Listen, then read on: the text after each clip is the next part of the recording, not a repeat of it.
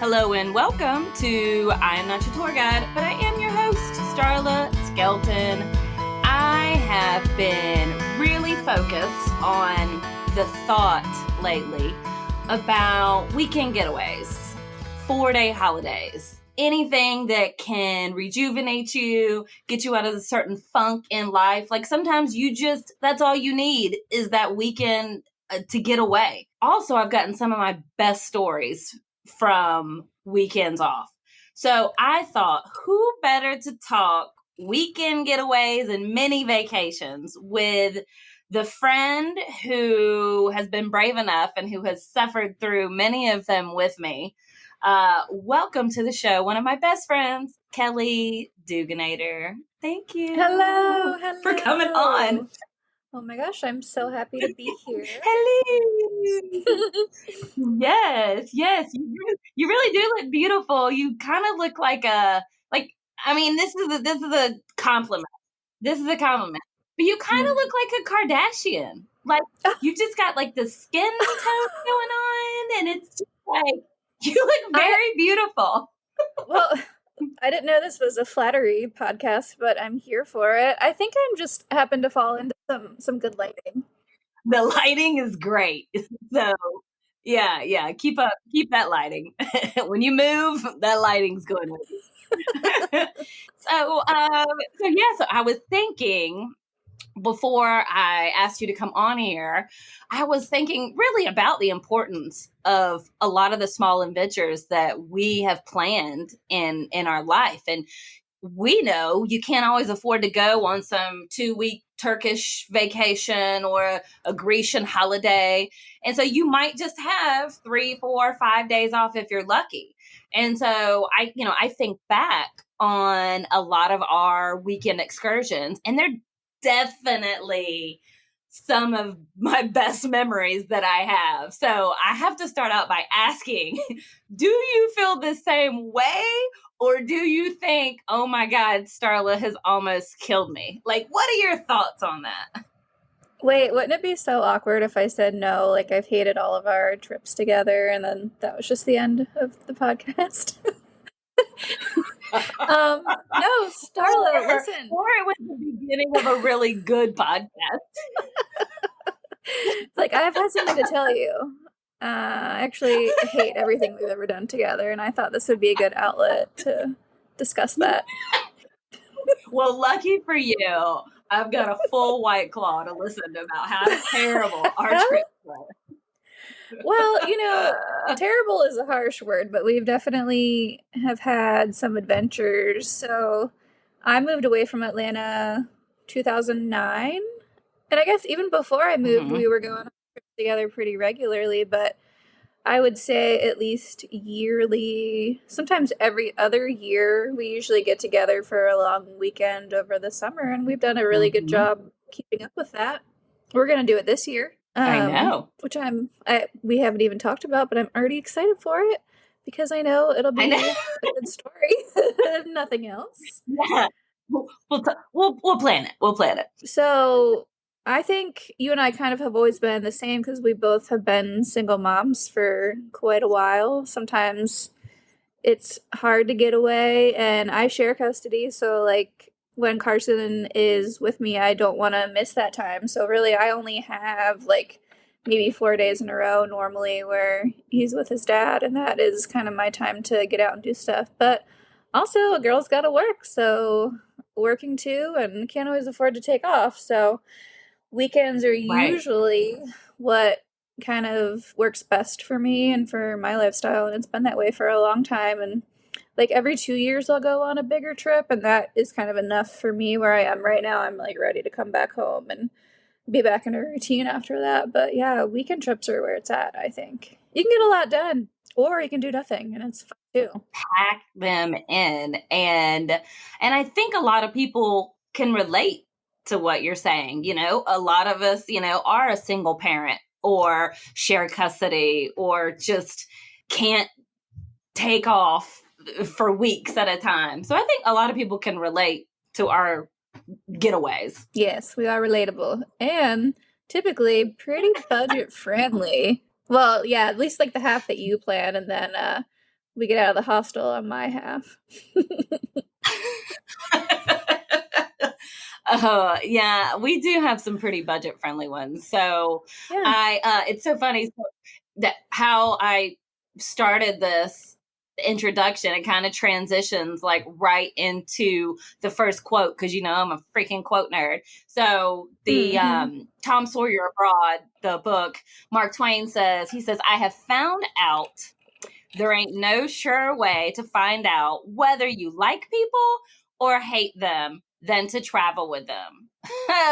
So let's just go ahead. Actually, I wrote that quote.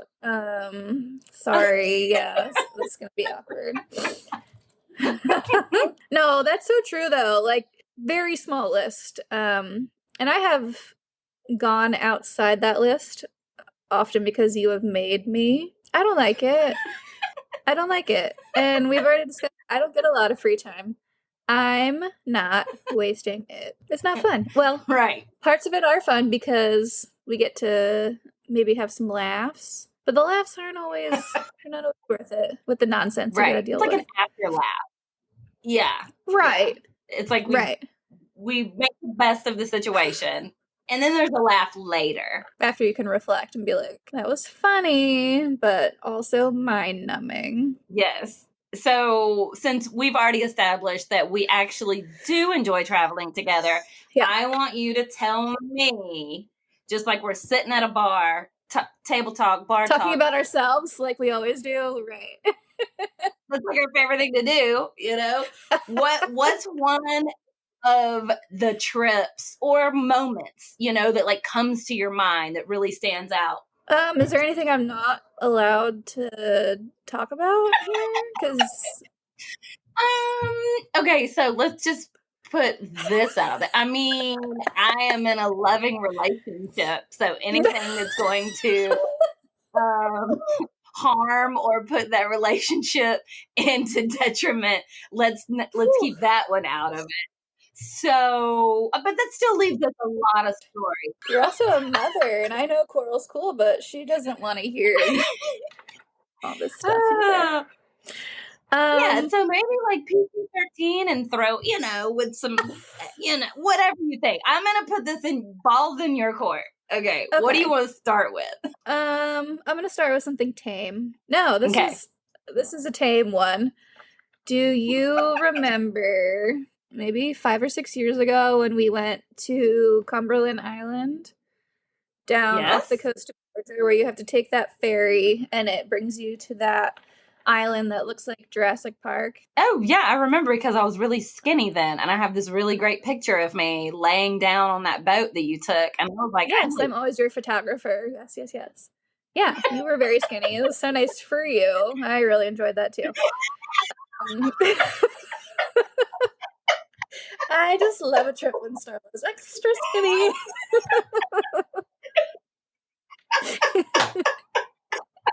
Anyway. Karma got you, though. Go ahead. Yeah, Star, let's go on a trip now. So we went to Cumberland Island, and so it's full of wild horses, which we were close to, and well, there's something else I was going to say about them, but it's not PG-13, so I won't. What are you going to say about them? They all had big boners, like the horses did. Do you not remember that? It was shocking. They weren't even like near other horses. They were just walking around with big boners. Anyway, why that's my takeaway from the trip. So I think our intention was to rent bikes, but we took like a later ferry over, so there were no bikes. Do you remember we walked through, not on a path, but through like soft sand for like 15 miles round trip to get to the beach out there? And we were woefully unprepared. And this is where, well, I already knew this, but you confirm that you're an absolute monster in what you will eat, because I had like a granola bar, like a normal human snack. We went to the grocery store and Star was like, let me get something that needs to be refrigerated and then not refrigerate it. She had a Lunchable that was It was not even room temperature. It was like it was like heated. It was sweating. It was literally sweating. Whatever the meat she had had a sheen to it. It was floppy. The cheese would like fall apart if you picked it up. And I was like, today's gonna be the day that Starla gets salmonella and dies. Today's the day. No, that bitch has a stomach of steel. She literally unfazed. I was gagging. And we also had like one bottle of water each. Do you remember we were on the beach and I looked at you and I'm like, are you okay? Why would you choose that life for yourself? It's been in the heat for hours. But also, like, walking out to the beach, there's like no shelter. We're just like trudging along in soft sand for hours. And remember the people on the beach? I remember there's people that had jeans on and they were like building shelter on the beach because it was so hot. So that is the tamest story that I have. It was really fun. Next time you gotta rent a bike. I don't even know if they have bathrooms. You can't buy a drink. You can't buy a Lunchable that's refrigerated. You can't buy like a hat. There's nothing. You're just like out in the wild. There were some bathrooms. There were definitely some bathrooms. Yeah, you're right. There was no store, but you could rent a bike if you got there early enough. So that's what I'm taking away for our listeners for this story. Just try to get on the early ferry. Pack a lunch, pack extra water, be prepared to walk if you don't get there early enough to rent the bike. And then just be prepared. Like, it's going to be hot. So, like, the brimmed hats are always something, that come in handy. But yeah, I mean, what a place to go. 10 out of 10, I would recommend it, though. Wouldn't you? For sure. No, I loved it. And I've been there. I went there when I was a kid. Yeah. And that's why I was excited to go back because I had fond memories of it. I don't know where we went when I was a kid, but I don't remember walking for 15 miles in the sand, but I would definitely do it again. I would be a little bit more prepared. I remember we got on that ferry and I was like, I just want something with ice. Just so hot. So let's talk about Gatlinburg, Tennessee. Why were we there? Like, what were we doing? We spent 2 nights in Gatlinburg and I don't know why, because we were in Asheville, which is a great place. And we were like, we gotta go. Yes. We gotta go to Gatlinburg. I think it was just something like, I don't know. No, I think we were just like, we've never been. I mean, I had went when I was a kid and don't really remember it. It's like a Six Flags in the mountains for, I don't know. I don't want to like totally downplay Gatlinburg, but what's the word? What are we how are we going to describe it? Redneck Riviera. That's what Gatlinburg is. Do you remember our karaoke experience there? That's what I want to talk about because I saw that picture of that man and I shaking hands. Do you remember? So Starla and I went to this karaoke bar called the Shamrock because I looked it up today.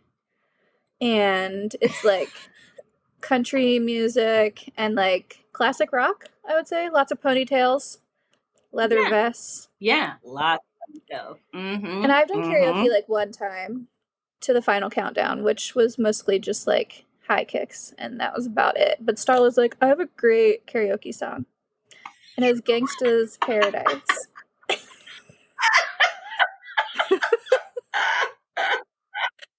So we were like, that is still my jam to this day. That is my karaoke jam. So we were like, yeah, let's do that. And we signed up for it, and the guy was like, mm-hmm. And then I was like, wait, I actually don't know the words to Gangsta's Paradise, and Starla definitely did. So I was like studying feverishly, so when it was our turn, I would know the words. But they just skipped right over it. They're like, we don't play that kind of. They didn't say anything, but they didn't play Coolio in that bar. That's for sure. It was probably for the best, I think. But for those of you who don't know me, I am an awkward person when put under pressure. And there was this older gentleman staring at me through the window because he was smoking outside, and I just waved like the nice young lady that I am, and he pranced right on in there. Do you remember he like introduced himself, but everything was in a whisper, which made it even creepier because he's probably 65 years old. And he shook my hand and then would not let go. And Starla always really enjoys when I'm in a very uncomfortable situation. So best believe we have a picture of this encounter, and I saw it today because I was looking back through our pictures, and I look like I'm crawling out of my skin. And we just stayed in this I embrace, and love how I I remember took he a was. picture You didn't help me. instead of saving you. No, you took a picture, and I still have it, and it's very funny. And I even had an old dirty bastard shirt on in it, which was not the vibe of that bar that we were in. And then he invited us to come back to his house, and I think we left after that. Probably for the best. Yeah. I mean, we're all about a good story, but we're not all about getting killed in the process. We don't want to get killed. So, no. We have boundaries. So, boys and girls, have boundaries. Have fun, but have boundaries for sure. No, that was hysterical. Yeah, I don't even know why we stayed there 2 nights for sure. Wait, did we go there first or did we go Asheville first? No, I remember we were in Asheville because remember my friend Kevin was there and we were like having a great time and he was like, why are you going to Gatlinburg? Because he lived in Asheville and he's like, there's something here. I think there was a hike we wanted to do there. There had to be. There had to have been. I don't remember. Maybe it wasn't that good of a hike, but there had to have been a reason. Because Asheville was awesome. That the waterfall that we went to and then played music at and danced to. Josh and I went back there 2 years ago. Did you? Is it still beautiful? Yeah, that was the hike where there's like 3 different waterfalls you can go to. It's like High Falls, Triple Falls, and one other one. But yeah, it's a really fun one. Asheville is probably in my top 5 places like in the Southeast. There's somewhere we went right outside of Asheville too where there's a bunch of breweries. It's like a small college town. Oscar Blues is one of the breweries out there. Yeah. And it was like ended up being like a 40-minute ride. Yeah, but it's so pretty. Definitely worth it. Oh, it was beautiful. Yeah, it had food trucks, all the good stuff. Definitely worth it, for sure. I was going to ask you, do you remember whenever we went camping? And I remember it was bear season, whatever that means. I mean, human season, bear season, whatever that means. There was a lot of bear sightings. How about that? And we ended up having to go to somebody's trailer.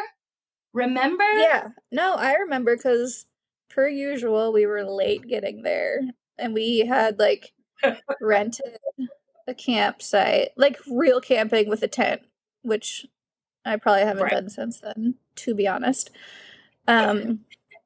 So like the people who work there weren't there anymore, but they like told you to go to like, was he like the head camper? What a nerd. I don't think he worked there, but he was just like, I'm the top camper in this area. And so Starla had to like, you notice I say Starla because I don't think I went to the door, but Starla had to knock on the RV door to this camper. Were they eating nachos? Nacho eating rednecks. They were chowing down. Huge plate of nachos. It was huge. Oh. And then he told us like where to go, and the last thing he said was, "There might be bears," and we're like, "Okay, cool. I can't wait to sleep well tonight in our tiny, tiny tent." I think is that when it was like so hot, and we were just like in bikinis playing. Was it Scrabble? Or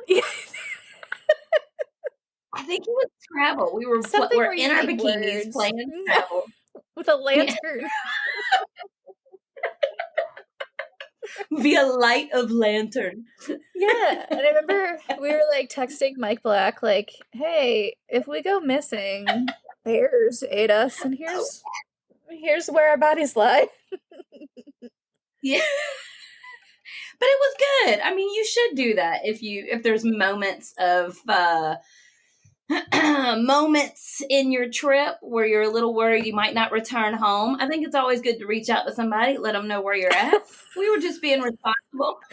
I just had another one pop into my mind, and it was not even a trip, it was a day trip. Oh, we have so many.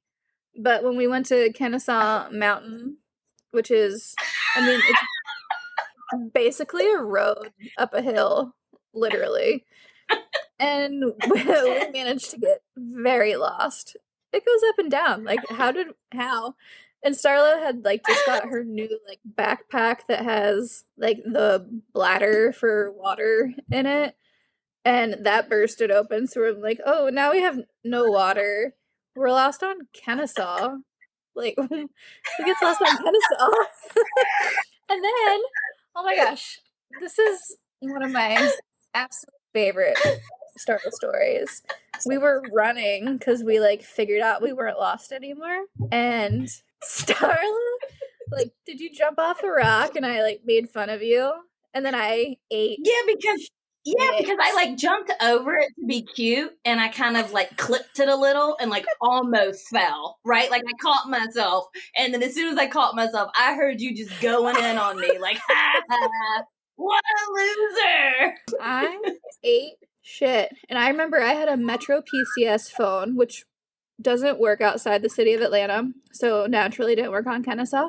Somehow recorded a video of me falling. I had actual injuries. And then, so we like hobbled. I have a picture of that still too with I still have scars on both my knees.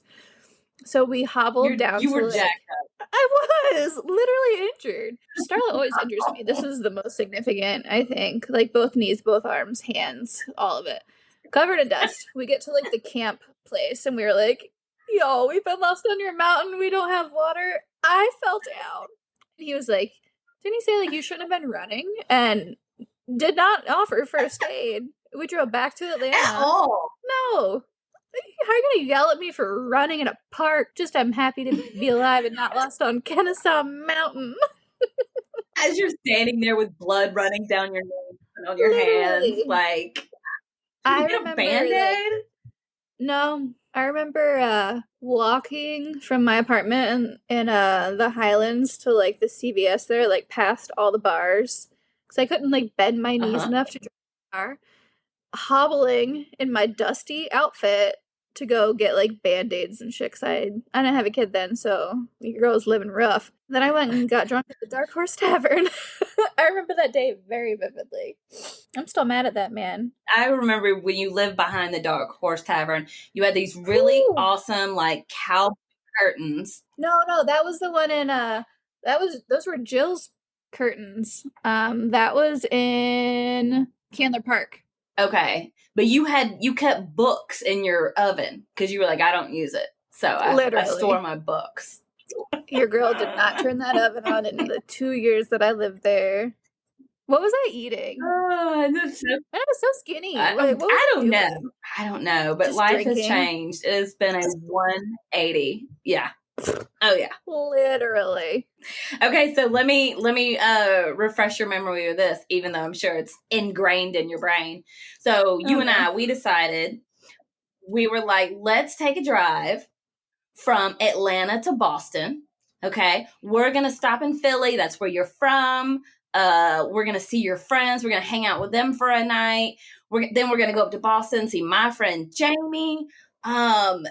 Do you like looking back at that? Oh yeah, and we brought our skates. Like it was our goal to skate through like every state, which we totally failed at. I think we did like 3 or 4, and then I don't even know where our skates went.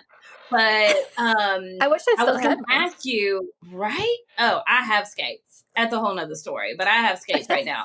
But but at first I was going to ask you what your favorite memory was from that trip. And then second, I was going to say, like, for the listeners, do you have any advice for people who are looking to go on a road trip?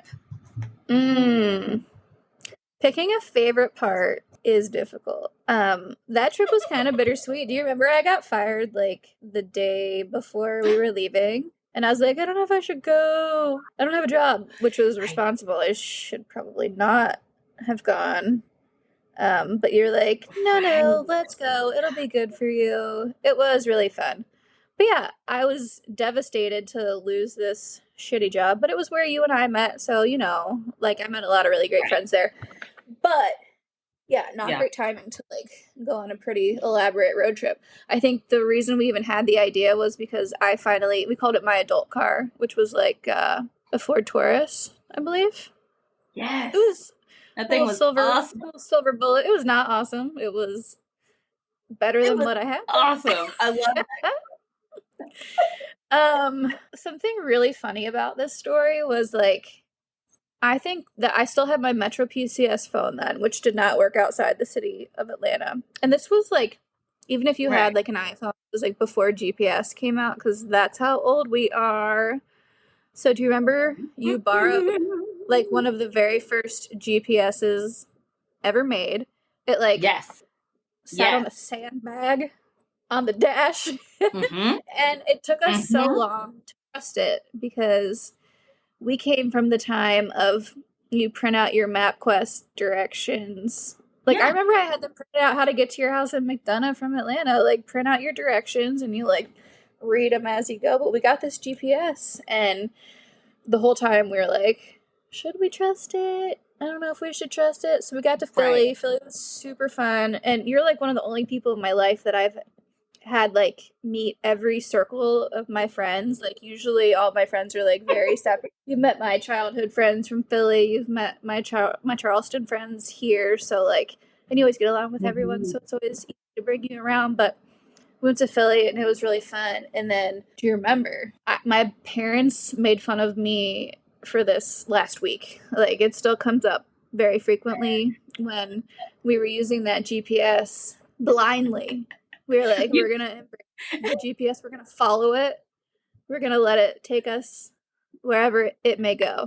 And we're going to trust it because we did not trust it the whole first half. So, Starla and I leave Philadelphia, which is south of Boston, and we're going west. And we're going west for quite a while, just bopping around, listening to our mixed CDs, I'm sure. And then suddenly, the roads get smaller, slower, and we're like, wait a minute, is that a horse and buggy on the way to Boston? Should we be going through New York City? No, we didn't even notice until we saw horse and buggy that we were in literal Amish country. I died. And I called my dad, and I think that was one of the first times he was ever disappointed in me. He's like, hours? You didn't notice hours going west? But the GPS, your friend, who shall not be named, had it set to bypass tolls. And if you're bypassing tolls in the Northeast, it's going to bring you way out to the country because there's a toll around every corner. So we ended up in Amish country. The bright side to that, besides it being really funny, was that you got to go on your first Wawa. oh yeah, Wawa was the bomb too. Wawa is So many still the different types of bomb. coffees. I remember that Oh picture. You took a man. picture of the pots of coffee. Like, that's how stoked you were on Wawa. I keep hearing rumors that Atlanta's gonna get a Wawa. I haven't seen one Shut yet up. though, but fingers crossed. Yeah, They I have them keep in hearing it. I Will Die. You will see me in Atlanta. When we go down to Florida, I try and eat like every meal at Wawa.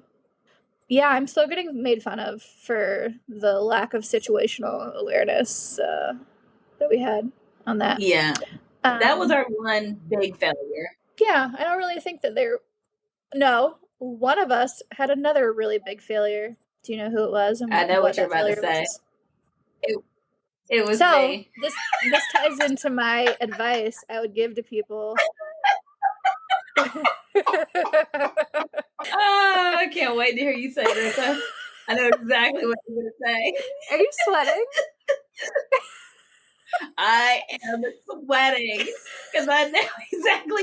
People are gonna be like, "Why does anybody travel with Starla?"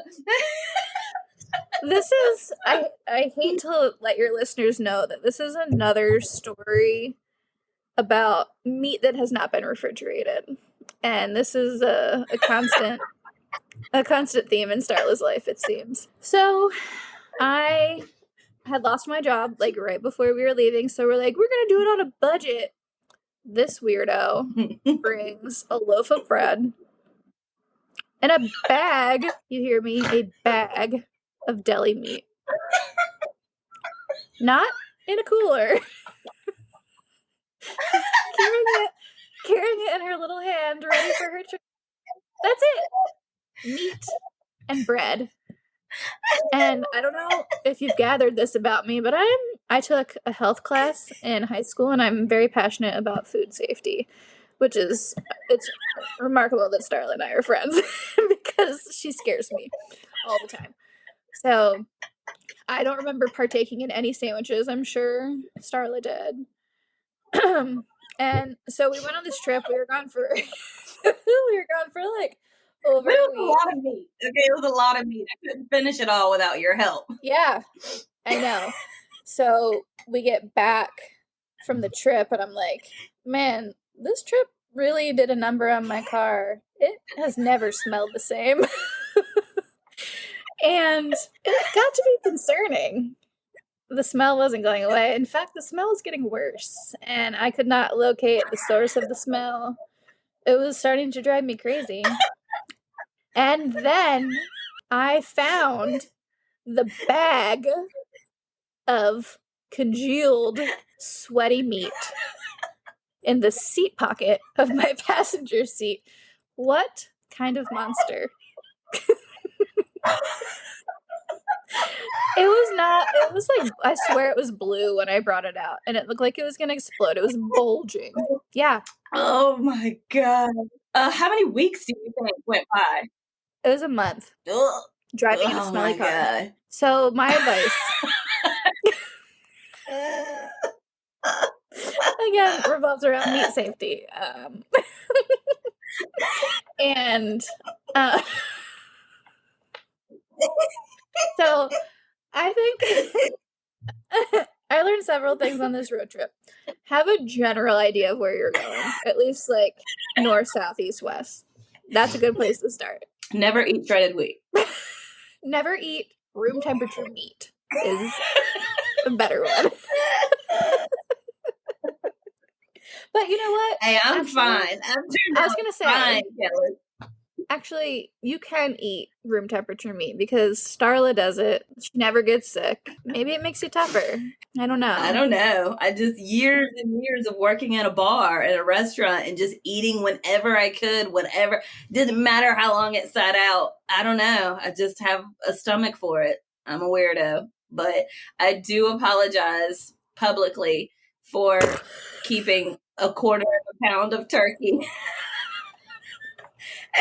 in the seat pocket. Why did I throw it away? I don't know. I mean, I think I was just having the time of my life. We went and saw Jamie. I had my Mexico jacket. I was like the coolest person in the room. 5 minutes. I was like, yes. I mean, they were like, oh my God, did you really wear a Mexico starter jacket up here? I'm like, yeah, I did. I mean, that was on Valentine's Day. What a romantic day for us. We have some of our best / worst pictures from that day too. I had like short bangs. Oh, the underneath of my hair was adorable dyed blonde. Don't say that, because then you'll make me want to have them, and I'm not ready for that commitment right now. Save that for a breakup or when you get fired. Not that you're going to break up. Josh is listening. You're not breaking up. You're not breaking. Or you're not getting fired. I don't know. Save it for a bad. Take it back. Save bangs for a bad day. How? You're never breaking up. You're never getting fired. Just save it for a day that you get on the scale and you gained 1 pound. Take it all back. I'm just saying, you can't just get bangs just because you want bangs. Something drastic has to happen in your life in order to get bangs. I cut them in my bathroom before we left. That was a dark time. Yeah. You're like, oh, cute. And then I remember I had so this is back in the day where your cell phone was mostly just a cell phone, because remember we had like cameras, like digital cameras that we brought, and then we also had our GPS. So you're carrying like all this electronics with you. And remember my camera got stolen. I don't have any of my pictures from then. Your camera got stolen? What state? In Atlanta. I think it was Atlanta. Makes sense. I think we were like back home. I didn't even get them uploaded to MySpace. That sucks, because I'm sure they'd still be there. Did you have MySpace? I did. I don't remember what my channel, or I don't even remember what it's called. But I did. I had a MySpace for a minute, and I had top friends. And was I on there? It was like the guy I was dating. Probably not, because we obviously weren't MySpace friends. We must not have been MySpace friends. It just doesn't sound like your profile was that memorable, so that must be the issue that I'm having. I learned how to code, and I created a pirate-themed MySpace page, which is not surprising to anyone.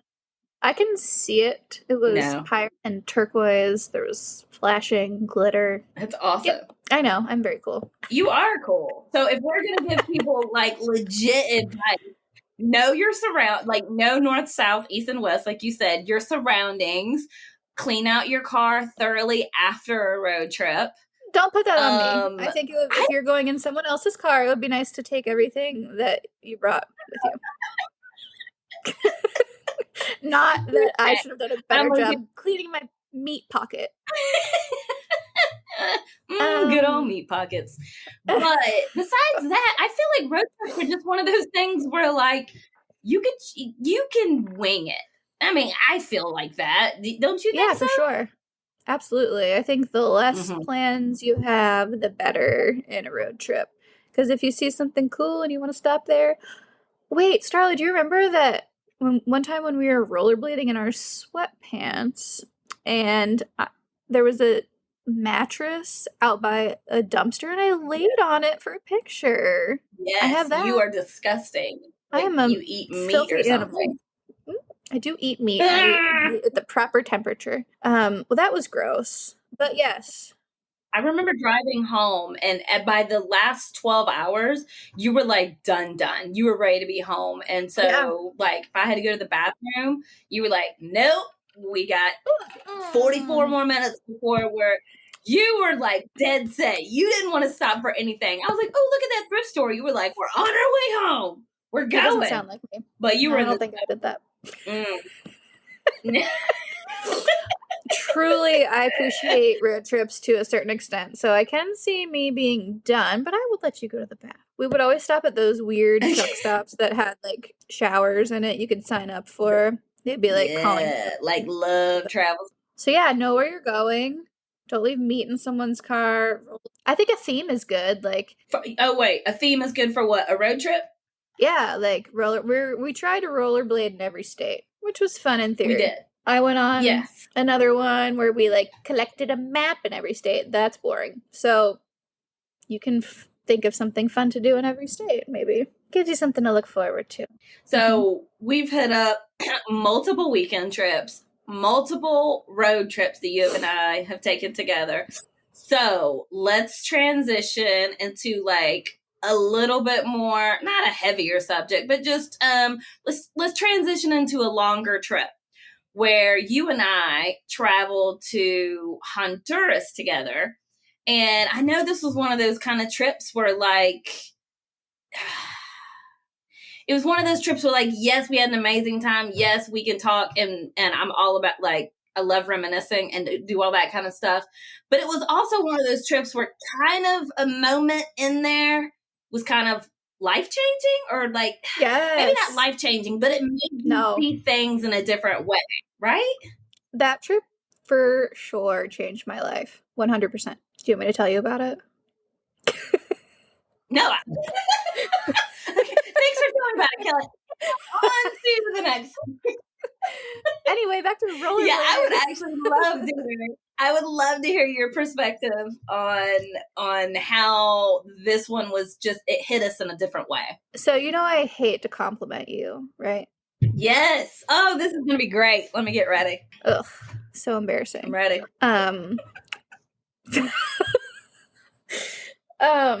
Like prior to this trip, I was just really inspired by you because you had been so many places, and I had really only been on, at that point, vacation like with my parents, so we would like go to the Virgin Islands or the Bahamas or something like that, and like lots of places in the United States, but I'd never been outside the country, and I always thought it was so cool that your parents lived in Honduras and that you had traveled around so much, and that was like in my early 20s. Bless it, so long ago. And I was like so tired of being in college, so tired of living in Atlanta, being a bartender. Like, I just, you helped me realize, and your brother too, that like there's so much more out there. And so this was like my first trip where I was gonna like be able to see all the stuff that I'd wanted to see for so long. Definitely my first time in a third world country. Had no idea what to expect. Literally spoke no Spanish except for like restaurant Spanish, which gets you kind of far in certain situations, but not really. Yeah. So I was super nervous, really excited. My mom had gone to Haiti when she was like a little bit younger than I was at the time, so I felt like I was kind of following in her footsteps, and that trip like really changed her life too. So it changed I really think it did change my life. Like after that trip, I wanted to go to well, I thought I was gonna really like scuba diving, but then I almost got the bends. I didn't want to do that. The most dramatic. It's literally one of the most dramatic memories I have in my head. I mean, of you just floating away and you're trying to grab my hand, and I'm like, No, I don't want to keep her down, but I don't want her to shoot back up. Oh my God, it was freaky. Oh yeah. We'll get back to that. Yeah, we were like, never let go, Jack, and I was sucked to the surface. Anyway. Easily. So I remember like getting to the airport, I was already like in culture shock, and your mom picked us up, and like the ride back to where they live was just like already so different than anything I had ever seen. I remember we went like hiking, and it was me, you, your sister, and Brussels. And we went to that waterfall, and it was like raining, so cool, like where the pineapple fields were. Yeah, so that I forgot about Brussels was with us. He was so cool. I loved him. He was great. Yeah. He was a really good addition to the trip. So we were like kind of on a high from that, and you were driving us back, and you remember we saw that dead body on the side of the road? Oh yeah, that was sad. That sucked. And I had like never really seen anything like that before, and it seems like they got hit. The reason I remember this is because I have like my journal that I wrote in from back then, and when I moved, I like reread it, and that like really impacted me because it was just like some young guy who was like crossing the street because whatever he was carrying was like all over the road, but the response to that was like nothing what it would be here. There was like a truck, like a regular truck with like a light on top, and they just like put a tarp over him, like no one stopped, and like there was no, no commotion about it. It was just like normal, and I was like, holy shit, it's so different here. And they were just like, shit happens, I guess.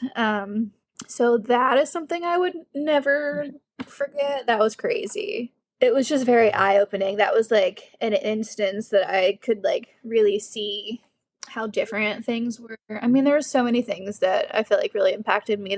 Another thing I remember is Starla's parents like employ a lot of people in the area to work on their property and like do work for them and odd jobs and stuff. And remember we went to the grocery store and we like bought all these ingredients for that family across the street to make us dinner. And that's one of my favorite parts because we got to go to their house, and you just never know how lucky you are and how blessed you are until you're in a situation like that, because like no doors, barely walls, definitely no electricity, like a stove outside, no running water, and there was like chickens. Remember there was like a cat in the stove that we were concerned about. But they like made us dinner, and they were so proud of everything. Yes, they were so proud. But I do want to point out, we did pay for them. Like we brought them an overabundance of groceries, even though they wanted to cook. It was awesome, and they really did bless us. Like we didn't just weren't like peace out, bye. Like we did bring them extra groceries, and know something they could use. Show us what your dinner is like. Yeah, so we didn't take advantage of the situation. No, it was really great. It was a really cool dinner. We got to talk with them and hang out with the kids, and it was just fun. It was just so much fun playing with those kids too. That was the best, and it was really cool because it was like multi-generational. So there's like grandparents, parents, kids, and I think grandkids. But one of the coolest things Mm-hmm. was we all had digital cameras. And remember, the kids took hundreds of pictures, and we still have a lot of them. But we figured out it Yeah. was because they had very rarely ever seen themselves in the mirror. But even more than that, they had never had a picture of themselves before. Like, that was definitely really eye-opening, and I love those pictures, and I still have them. And remember, they had like all their little stuffed animals all over us because they wanted their stuffed animals in the pictures too. Like, it was just really sweet. Yeah, that was a sweet moment. So that was on mainland Honduras. That was in La Ceiba, which is about 3 hours from San Pedro Sula. Sula. So if you're flying in, most people either fly into San Pedro Sula or to Tegucigalpa, the capital. So if you wanted to go to La Ceiba, you would fly into San Pedro Sula. So whenever we were in La Ceiba at my parents, after we had that experience with them, we went and spent a couple days on Utila. So my question to you is Utila a place that you would recommend for somebody to go? Hell yes. Oh my. That was one of the funnest places I have ever been in my life. I mean, how can you even describe it? So it's like a tiny town, tiny island. It's one of the Bay Islands off Honduras. So, like, was it Roatan is next to it? So, like, if you've been on a cruise to Honduras, you've been to Roatan. But Utila is like teeny tiny. A cruise ship could like go right over it. So it's like all scuba diving. I was so excited to go scuba diving. It did not go well for me, and I don't think it was my fault. But like I went down there and I was like, I'm gonna stay longer and get certified. And I thought it would like really be for me. I was super excited, and it was like one of the coolest things I ever did. So we stayed at this dive shop in essentially a hostel. So there was like two bunk beds, so 4 beds. Me, Starla. I don't think we had sheets. It was just like a mattress. There's no air conditioning. You share a bathroom with other people. Bethany was with us too on Utila because she went diving as well.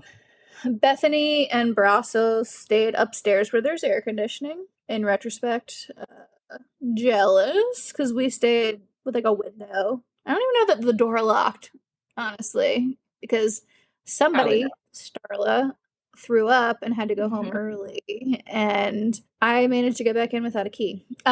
So we're on Utila. It's a wild place because like there are some locals there, and everyone there was from all across the world. So we got to meet people from everywhere. I remember there being a lot of Australians there. Utila was like Yes. one of the places to go do like really, I don't want to say cheap, that sounds bad, but it was not expensive to dive there or to Affordable. get certified Yeah, there. it's affordable. Yeah, Yeah. Utila and Thailand are supposed to be two of the most affordable places in the world, at least at that time, for going to Yeah. get your PADI dive certification. Yeah. Yeah. So a lot of people were there doing that. So like when we were staying in that hostel, there was like people studying to get their certification. And then when you go out to the bars, Treehouse? The one Yes. I mean, it's like the coolest bar. Yeah, that place was awesome. It's like there's stairs everywhere. It's like mosaic. Everything's covered in glass. And that was like a big dive bar. Well, both. It was a dive bar and a bar for people who were diving. So I remember when we were there, people Let me correct myself only because if somebody is listening that's been to Honduras, I don't want to get it wrong. It's Jade. It's Jade Seahorse. That was like the name really? of because you could go and stay there. Yeah, Jade Seahorse. Because you could go and stay in the little bungalows that they had, like, they had one like Mona Lisa, with like monkey Mona Lisa. And then the tree itself, like Tree Tanic. I think that's the name of the dive Titanic! bar. Yes, Yeah. it's Yeah, Titanic. I'm That's pretty right. sure that's right. Thank you. I'm sure that all the listeners from Mutilla will be really happy that we corrected ourselves. Yeah, no, the place is amazing. And if you're ever on Utila, you simply must go there. But people were like getting their dive master certification. Remember they would like drink beer through a snorkel? somehow. Yes, they would like funnel it, like somebody would pour it into the snorkel. Yeah, and Yeah. we had a good time. We met a lot of people from all over the place. No, we had a blast for sure. So, what do you think kind of went wrong with whenever you went scuba diving? Well, I've been scuba diving twice, so I'm not an expert, but to keep yourself down at the bottom, you have to release all the air out of your whatever belt vest. I don't know. Mine was like taking air on, so I kept trying to release it to go back down. Is that right? Am I saying that right? Like your BCD, you have to like deflate it a little bit in order to sink into the water. Right. No, you're definitely you're describing it right. Mm-hmm. So I was trying to stay down at the bottom. I mean, it's scary. Once you can't see the surface of the water anymore, you do feel a little bit claustrophobic, and all you can hear is your own breathing. So, and it was my first time, so I was really trying to like be cool. It's gonna be all right. But then we like got moving. We were seeing some cool stuff. After they make you take your mask off down there, which is terrifying, and I like did not want to do that, but I guess it's important to know how. Right. So we were like down at the bottom, and suddenly I can't, and we were like down far, I don't know how far down we were, but far enough where like if you go to the top too quickly, you could get the bends and get sick. So I wasn't able to keep myself down there anymore. And I think Starla like saw the panic on my face because we started holding hands because I was like getting sucked up to the top, and no matter how hard I tried to stay down there, it was like just it was pulling me, and we were holding hands, and then we finally had that moment where I like couldn't hold on anymore, and I just got sucked right. And I got up there, and like I was kind of nervous. My nose was bleeding, but I mean nothing bad happened. And then we went to actually I think they changed my belt, and I went back down, which was I was kind of nervous to do. And then we went to like another spot that day and dove again. And I was like, I would get a bloody nose every time I came back up after that. But I kept doing it. And I do wish I would have tried it again. But it was still like a really cool experience. Yeah. For anybody who wants to go to Utila and dive, it is super affordable. The reef is beautiful. The water is beautiful. The marine life is beautiful. I mean, I just think there's such good people there on that island as well. And I just felt like it was family, you know? I can't even say enough good things about them. And I even remember the place we stayed, Underwater Vision. Underwater Vision. Shout out to them. I got it right. Yes. Shout out. Yes. If you're ever on Utila, go there because they really treated us well. Yeah, I follow them on Instagram, and so they're posting videos of them, you know, underwater with the sea turtles and random sharks and stuff like that, which is pretty amazing. And then, while we're talking about Utila, one thing that we didn't get to do because when we went, they didn't, this wasn't a business, but since I've been back since, and now they do like stand-up paddle boarding and all kinds of other fun water sports. So if you're not into diving, if it's not your thing, there's still plenty to do on Utila. You know, all kinds of water sports, kayaking, mangroves, just the experience of it itself. It's still worth going, wouldn't you say? Absolutely. Even if you just want to like hang out and meet people, and there's a lot to do there. I think you might have been in bed already, but with some people that we met there, we were like on the docks there at Underwater Vision, and they were saying like how American girls were less likely to like try things or do something crazy, and I was like, okay. And so they were like, jump off this dock, which I was like, yeah, I can do that. I'm not scared. It was high and it was nighttime. And I stood there for like 30 minutes holding onto the side of it, like, yeah, I'm cool. Like, I'm just not ready yet. Like, I will do it. I did do it eventually. And I like flopped on my side. I had a bruise from my armpit to my ankle on one side of my body from jumping off that. It's just funny how you jumped in during like shark feeding time. And yeah, it's funny also how you did it. And like, now at our age, there's not that pressure. It's like, you know what I'm saying? Yeah. Like if somebody said that to you now and you didn't want to do it, you wouldn't think about it twice, right? No. Yeah. Happy to not jump off a dock. Those are good memories though, right? reliving our Utila days? I would love to go back to Attila. So let me transition. So road trips, awesome. Utila, awesome. My last quote of the day, I promise, is by Judith Thurman. And she says, every dreamer knows that it is entirely possible to be homesick for a place you've never been to. Perhaps more homesick than for familiar ground. My question to you, and I'm interested to hear what you have to say here, as you get older, because we're both getting older, which is better than the alternative, so I'm not complaining. But do you find that sentiment to be something that you can relate to, or do you find more comfort in being home now? I mean, you know what I'm saying? Like, do you still like long for these places you've never been to, or are you just kind of like, if I go, that's cool. If not, I'm happy. Like, how do you feel right now? What's your outlook on it? To be very honest, I feel like I'm in a really good place in my life right now. Like, I feel like when I did a lot of traveling when I was younger, I was like always searching for something, wanting to go somewhere, do all the things because I was like kind of unhappy with, or like not unhappy, but maybe just bored or stagnant with how my life was. But I have so much good stuff happening right now, and I'm like just so happy in my personal life where I don't feel like I'd have anything to chase, honestly.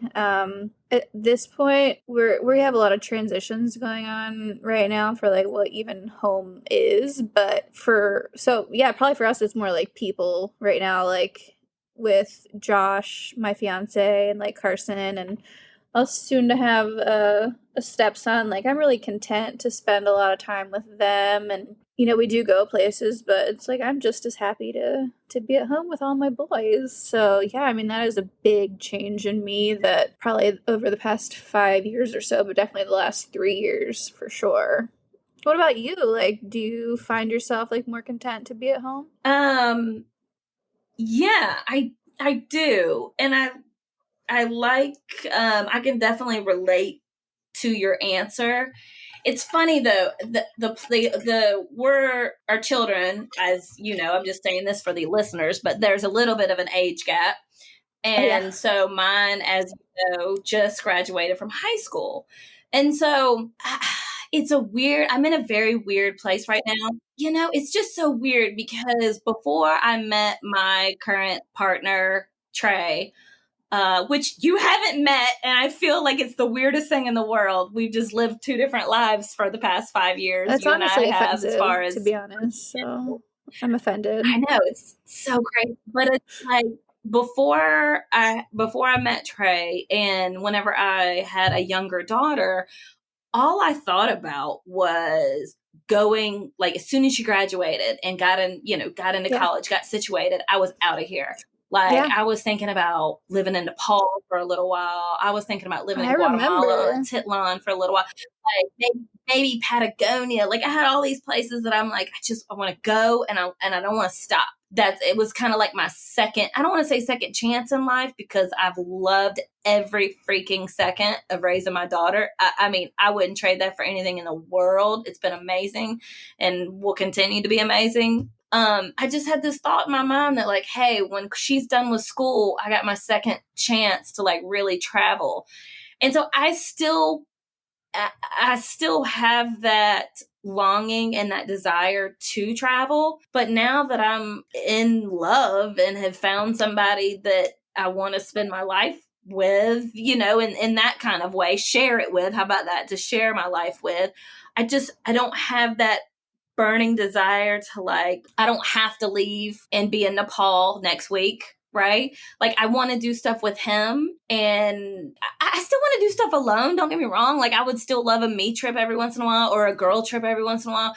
But at the same time, my life is going differently than I thought it was going to go. So yeah, I am more comfortable with this thought of home and this thought of being home with him. And, we'll still travel and we'll still do things and we'll still go places. That's not going to change. But the fact that we have somewhere to come home to and just kind of call it home, I don't know. There's something kind of beautiful about that I didn't appreciate when I was younger. And I'm just in a place in life where I can appreciate both. And I feel good about it. I feel like I have a balance. I love that so much, and I'm so happy that you have like found your person. And it's been interesting because we've been friends for so long, and our lives have kind of imitated each other a lot throughout, our friendship. And we were both single for quite a while, and to say the least. And we both finally found the people that could like make us want to live that way. We're like, we would rather, have a home with someone and like focus on that. And that's kind of bigger, like inclusive family that we've created, maybe untraditionally. And I think that's pretty cool. Yeah. Look at us. I'm so proud of us. Who would have thought? Because not me, literally. Not for you, but for me. Like, I feel, I don't know. I mean, didn't see that for me. But like now that you do have, well, you've had your son for a while, but you have a son now that you have this awesome fiance. Shout out to Josh. Now that you're about to have this stepson. Shout out to Isaac. Do y'all have plans to travel as a family together? Like, did they like to travel as well? So it's kind of a tricky time right now. We have so many things changing. Coral and I are the same age, so Isaac's going to college this fall. Josh has finished his 20 years in the Air Force, and he's retiring very soon. That's awesome. Thank the Lord. Yeah, we're super excited. That's amazing. Congrats to him. Yeah, he's worked very hard for it. So Isaac's going to college, Josh is retiring. They're going to move to Charleston. So they live about an hour and a half away right now in Sumter. So we've been, semi-long distance for about 3 years. We see each other every week. So, the distance hasn't been a huge issue, but like we're going to be together full time. Josh is getting his first civilian job. We are buying a house. We are engaged to be married. Like we got a lot going on. So it's a lot. But it's all really, really good things, really exciting things that we've worked really hard for. And it's like finally like kind of all the sacrifices that he's made for 20 years, but that we've even made in our relationship for 3. It's like finally working out. So it's all excited. We have been on like a few trips together. It's kind of difficult, like, because Isaac and Carson are very different in age. Carson's 13, Isaac is almost 19. Very different interests. So that part's, we're still kind of figuring that out. Carson is not a huge traveler, but he's getting more into it now. Like, yeah, he went camping with his dad recently and he liked it. And he went on his first upside down roller coaster. So like he's branching out a little bit. So I'm hopeful that he's gonna like be more down to go do stuff. So at the end of all my podcasts, I know you've listened to some of them. Have you noticed that I do a would you rather? Yes, I've noticed. I've been nervous about this. Yes, I had to personalize a would you rather. So I just got 5. It'll be easy. Nothing 5? too crazy. 5 would you rathers. So this first one, I don't need an explanation. This first one is just a either or. So, I'm nervous. You know me too well to ask me. Kelly Dugan, would you rather spend the night in an RV with nacho eating rednecks or spend the night in your own tent, but you have to eat warm meat from a Lunchable for dinner? You already know the answer. How dare you? We're going to stay on the couch in the RV. How dare you threaten me with warm lunch meat? Is there air conditioning in the RV? I mean, it wasn't too hot. It was like, I think they had a window unit. I like nachos. Yeah, we're going in the RV. You know what else happens in the RV? You don't get eaten by bears in there. So yeah, we're going to do that. Far less likely. Yeah. Okay. All right. So RV it is. No, our own tent. Okay. All right. So this one, I don't know why I'm curious. I was thinking about it because I know I'm a bit of a purist when it comes to traveling. And I'm like, I would love to go old school all the time. But I'm curious what you would say. So if you were going to, you had 2 weeks to travel and you're going to go on a trip, Would you rather be traveling if it was 50 years in the past or if it's 50 years into the future? What do you think would be a more exciting time to travel? I quickly had to do the math to see what 50 years in the past would be. I'm going to the past for sure. One, without even question, I'm going back in time because I feel like shit just keeps getting scarier and scarier, and the 70s seem pretty chill. I have bell bottoms. It's a simpler time. I'm here for it. Nah, nothing good's coming our way. I want to go to the past. Is that what you would pick too? Yeah, oh, hands down. Yeah, send me back in time. If we can pick, I would prefer the 60s or the 80s, but I can do the 70s. That's fine. Anyway, number 3. Here we go. Which if you had an all-inclusive trip paid and you had 2 weeks in South Africa or 2 weeks in Colombia, all expense paid, which place are you choosing? South Africa. There's no bad choice. Okay, number 4. This one is weird, and I actually read this somewhere the other day, and I actually had to think about it because I was like, I really had to think about it, what I would do. So, would you rather spend 20 minutes on the moon or 4 weeks all paid in Europe? And where? What was the second? Europe. Let me tell you that there's nothing more terrifying to me than space. When I was a kid, I saw Apollo 13 in the movie theater. Again, aging myself. I threw up. It made me throw up. Sandra Bullock didn't keep you in? No, I don't know what it is, but space, anything, very scary. Hell no. Keep me off the moon. Absolutely not. What would you do? I mean, you know me. You know I love a good story because I'm like, man, just to be able to say I went to the moon. No. You're going to bop around? I don't know how long it takes you to get there. Probably a while to get to the moon. I don't know how long it's taking people these days. I haven't checked that on GPS lately. Well, knowing you, it would take quite a while because you would make a wrong turn to avoid a toll. Probably so. I think I would choose the moon just because I'm that person who wants that story. But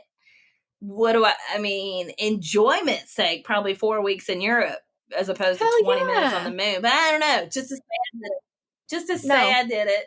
I'd go into the moon. No, if you told me you went on the moon, I would throw up on you.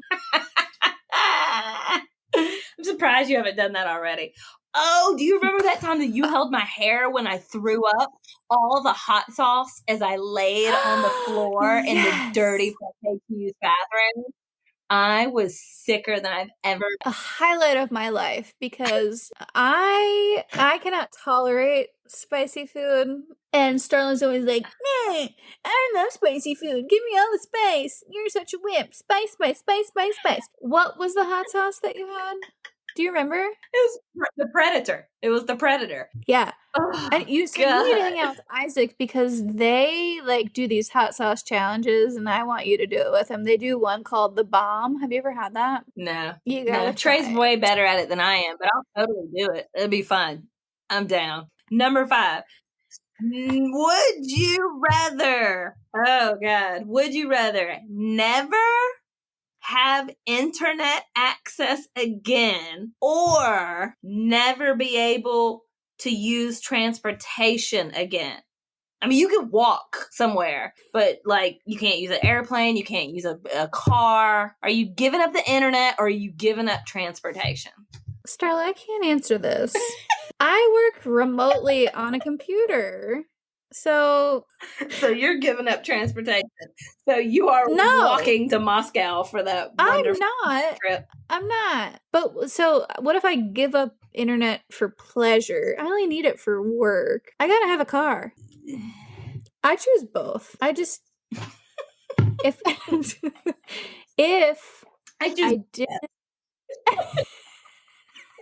if I didn't need to work, it would be a lot easier to give up the internet than to give up transportation. Right. Yeah, girls gotta work. I don't know what to tell you. I could give up fun time internet. I can give up podcasting from Tuesday nights. I Click. mean, that. Giving this up right now. Well, this has been like everything I could have ever dreamed of and more. This was, oh my God. I felt like we relived some of the glory days. So much to go over still. I know, but here's the thing. We're at an hour and 40 of talking about just the littlest, tiniest scratch of what we have ever even encountered. So what we're going to have to do is end this one. So I can regroup, get an outline for a whole nother one, because I feel like you and I are going to need a lot more time get into some of our stories. Can we, I want to add like a preface in the beginning, because I want to be like, Starla and I are actually friends, even if we make fun of each other the whole time.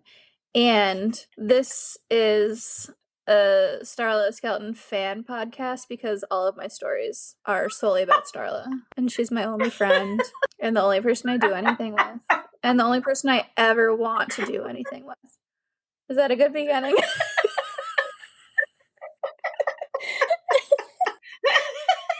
People are going to think I'm paying you, right? Just to fluff up my image. But it's okay. You tear me down too. It's a good balance. I was gonna say, isn't that ironic? Because literally all I ever do is make fun of you when we're together.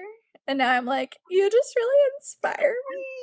First of all, I don't know why I like you. Like, I don't know what it is. Like, something about it's just you make fun of me so much, but I love it.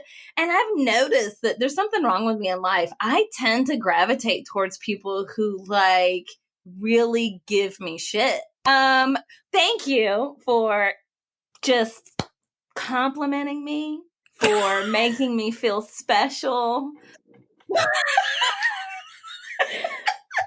I have regrets. Can we rewind, please? Can I take those compliments out? Because I can't have you living this way. No. It's not our dynamic. I regret it. I'm going to edit this. I'm going to edit out every compliment I give you. And keep all the ones you give me. Oh, it's going to be great. I can see it. This is going to be so great. Oh, God. Anyways, okay. I love your face. We will talk again, do another podcast. We can do this anytime. And thank you. Like, legit, thank you for coming on. Yeah, thanks for having me. Of course. I will talk to you soon. Was I supposed to say something else there? No, you're supposed to say bye. Oh, bye. We remind you that this is a non-smoking flight. Smoking is prohibited on the entire aircraft, including the lavatories. Tampering with, disabling, or destroying the lavatory smoke detectors is prohibited by law. If you have any questions about our flight today, please don't hesitate to ask one of our flight attendants.